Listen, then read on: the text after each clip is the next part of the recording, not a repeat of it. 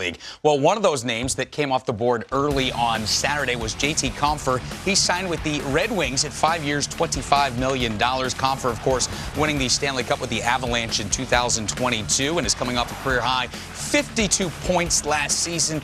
He's nice enough to join us right now on NHL Tonight. JT, first things first, congratulations. Take us through that day yesterday. We're talking about our perspective. What was it like from your perspective just going through free agency?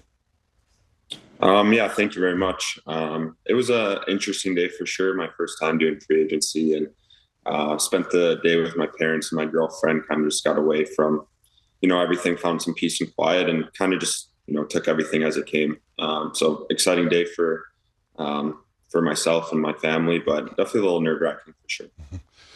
JT, now the dust is settled, and you're a Detroit Red Wing, and you come off winning a Stanley Cup a few seasons ago with the Colorado Avalanche. I always wonder that experience and how can that elevate your leadership to bring that to the locker room with the Detroit Red Wings, because it's about winning and it's knowing how to win, and you've done that.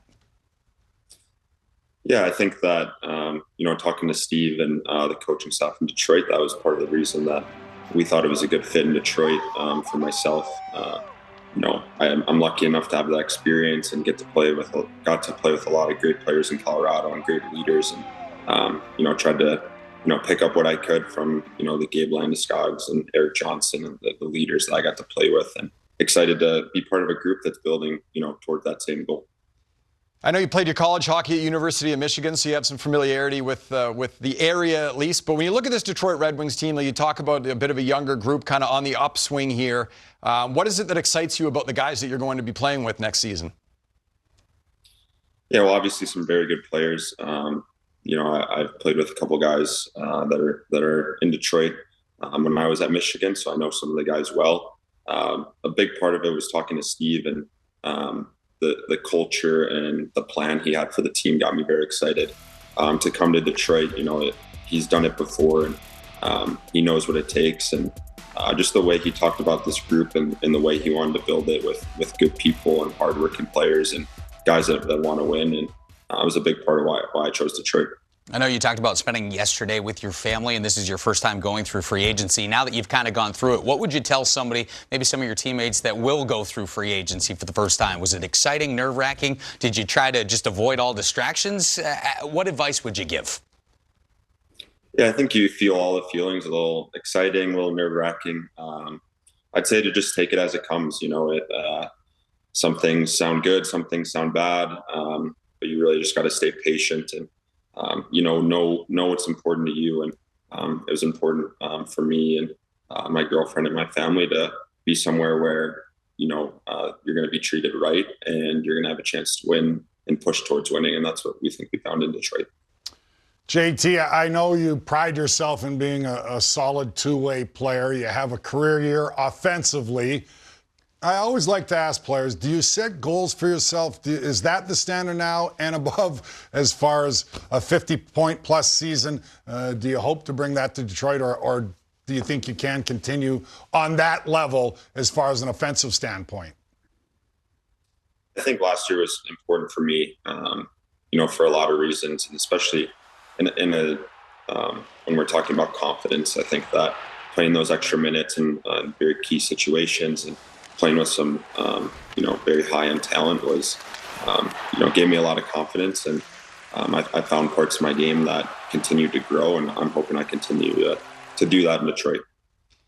Yeah, we mentioned the career high in points. You played every game. You had such a great season in an elevated role there in Colorado. Watch you. I'm the numbers guy here, so I'll show you a couple of things here. But, making a positive play with the puck, a successful play with the puck, every time you get it on your stick. So you did so 70% of the time at even strength. That puts you number 2 in the NHL.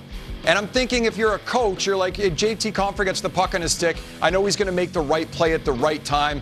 It works 70% of the time every time with JT Compher. So just being a responsible player and making that right play all the time, how do you practice that? How do you make sure that that's something where hey, the coaches can trust me out there to do what's best with the puck when I get it?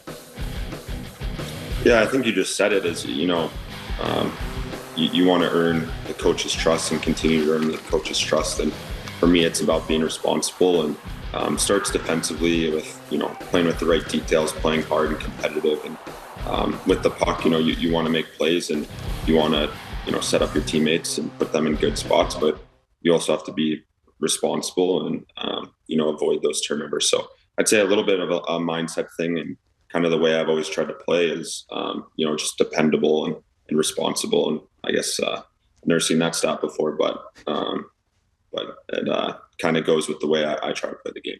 I was going to ask you, are you a numbers guy? Because Kels throws up these numbers all the time. And like you, I'm like, I've never seen that stat before. Are you a numbers guy? And maybe inside the dressing room, how many of your teammates are numbers guys and how many are like old school, just kind of eyeball test guys?